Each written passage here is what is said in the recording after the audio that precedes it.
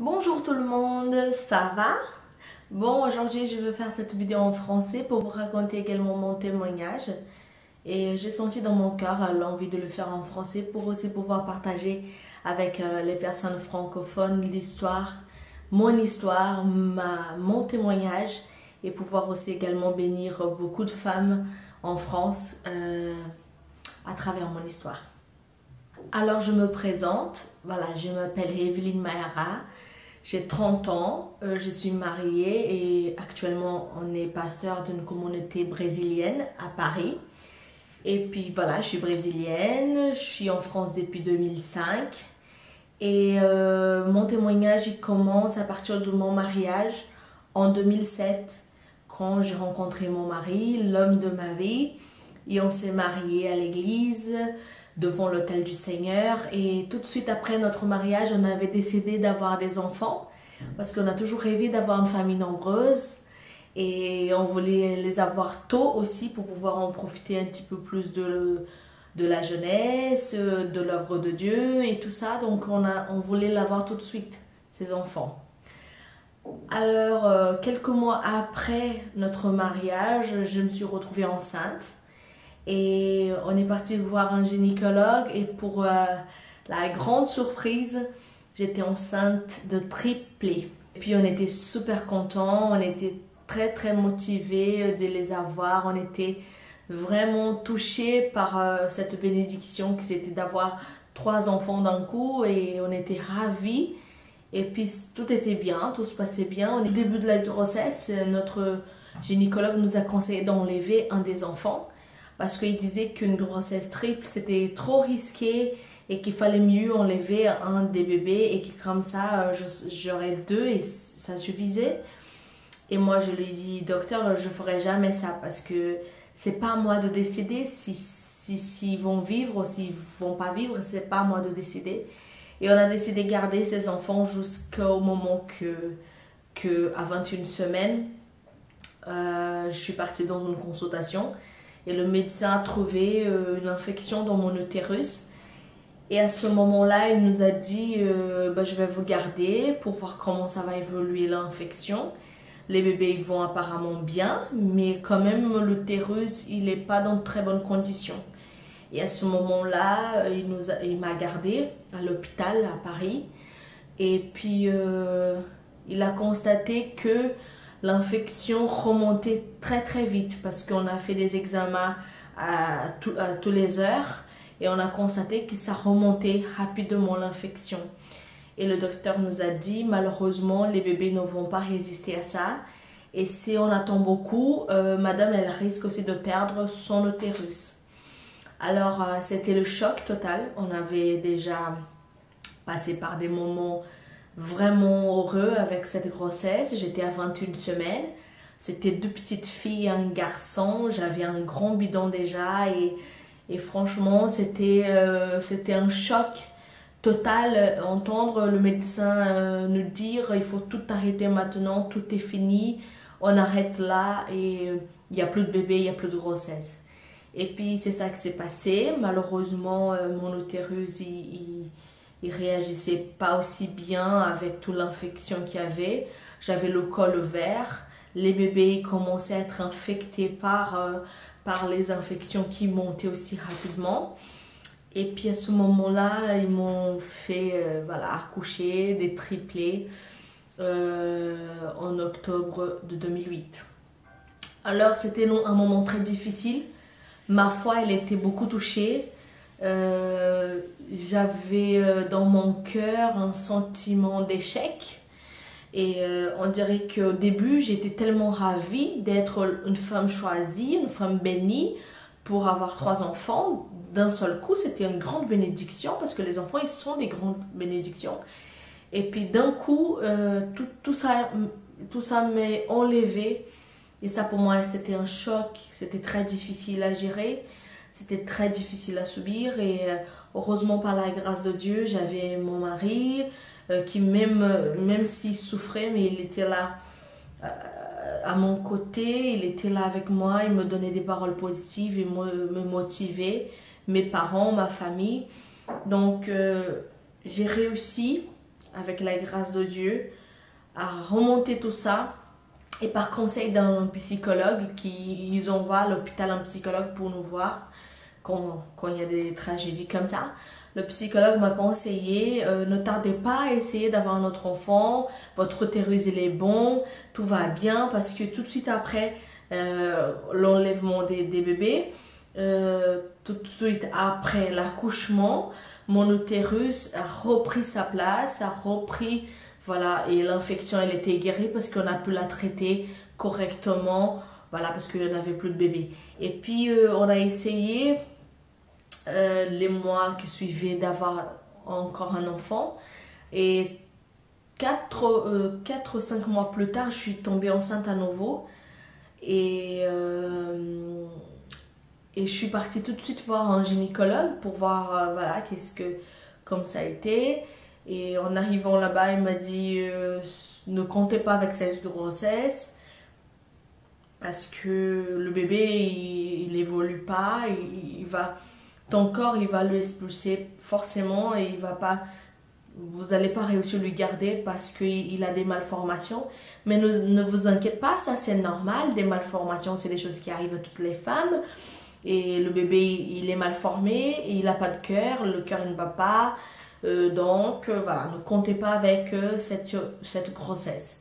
Et à ce moment-là il m'a donné un médicament pour voilà, enlever, pour nettoyer l'utérus, parce qu'il y avait un bébé qui n'avait pas de cœur et qui n'existait pas, qui avait une malformation.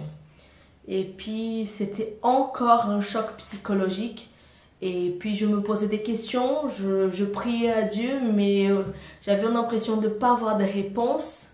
Et puis c'était des choses vraiment difficiles à comprendre. Quand on passe par là, on n'arrive pas à comprendre pourquoi Dieu, mais je suis là, je suis un serviteur, je travaille pour toi dans ton œuvre, et pourquoi ça se passe comme ça? Moi je ne comprenais pas, j'avais pas les réponses. On dirait que j'avais pas les réponses, et mes prières c'était toujours des pleurs. J'arrivais plus à prier, j'arrivais plus à parler avec Dieu, et c'était un temps, je vivais dans ma vie une phase très très difficile. Et puis après, qu'est-ce qu'on a fait? On a laissé passer tout ça, et puis avec quelques mois après ça, on a réessayé, et on a tombé encore enceinte, moi et mon mari, on attendait encore un bébé. Tout se passait très bien. Je suis partie, bah oui, rapidement, dès que le test c'était positif, je suis partie vite voir un médecin. Et voilà, c'est parti pour la 3e grossesse. Et je suis partie voir ce médecin. Et il m'a dit tout va bien, hein, tout va bien, le bébé va bien, tout se passe bien. Il m'a donné des vitamines et tout. Et moi j'étais confiante, j'étais motivée, tout allait super bien. Et je commençais, voilà, à me sentir déjà maman. Et quand je suis partie pour la consultation du 15e semaine, je suis arrivée là-bas chez le médecin, il m'a examinée, il m'a dit malheureusement j'ai des mauvaises nouvelles. Je dis non, c'est pas possible. Je veux plus entendre. Je peux pas y croire que ça m'arrive à nouveau, ce cauchemar.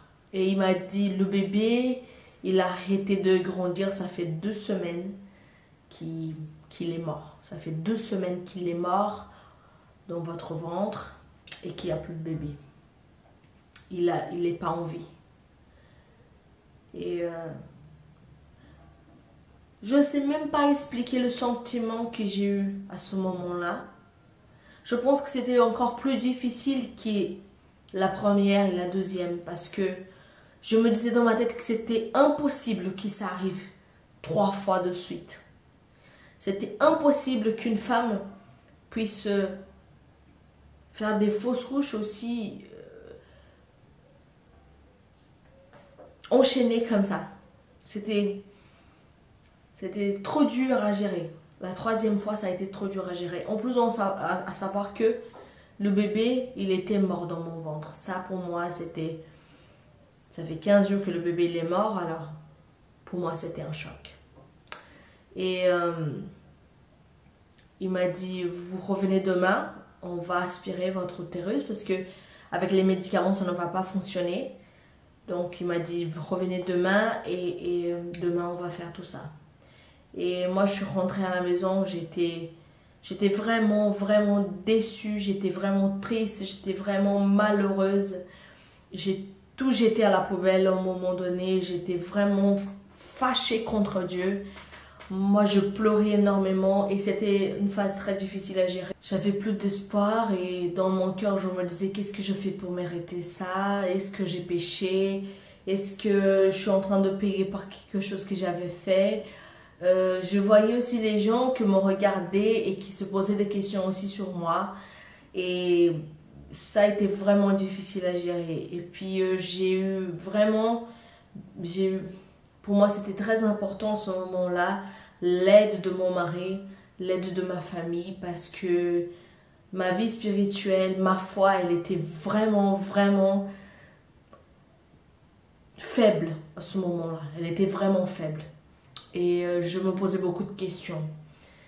Et puis, quelques mois après, moi et mon mari, on a décidé d'arrêter, d'essayer. On a arrêté vraiment, on a repris des médicaments, on a commencé à penser à d'autres choses.